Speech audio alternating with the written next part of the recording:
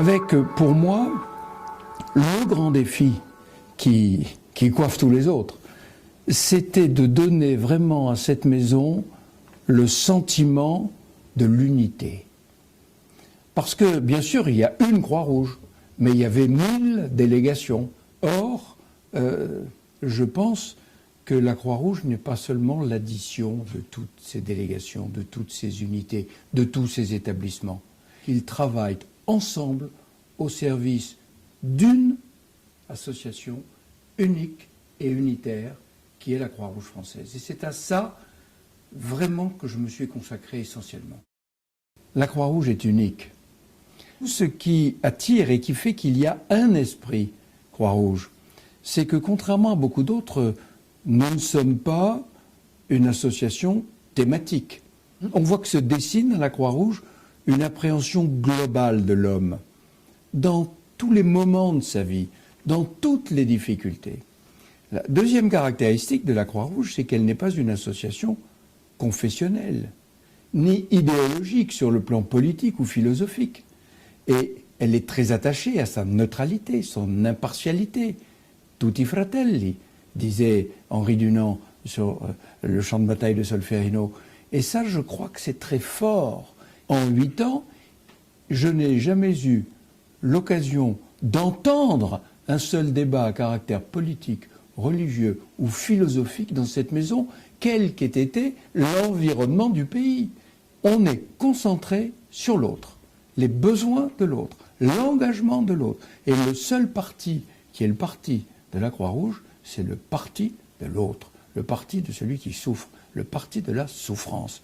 Et ça, je peux vous dire que ça crée un ciment, ça crée une unité. C'est ce qui permet de dire, je le dis avec malice, quand quelqu'un est tombé dans la bassine de la Croix-Rouge un jour, il n'en ressort jamais.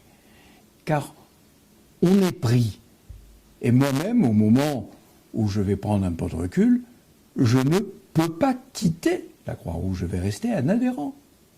Je vais rester membre de cette famille. On ne peut pas quitter véritablement.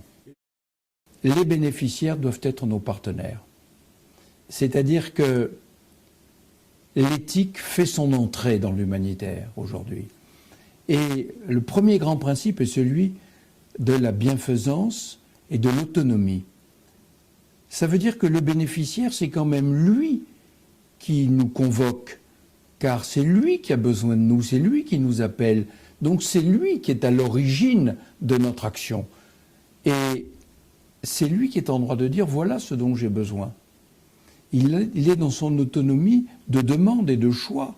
Et c'est faire le bien à quelqu'un, ça n'est pas décider que ce qu'on va faire est bien pour la personne. Il faut que la personne elle-même décide et qu'elle juge que ce qu'on lui fait est un bien pour lui. Ça, c'est tout à fait nouveau.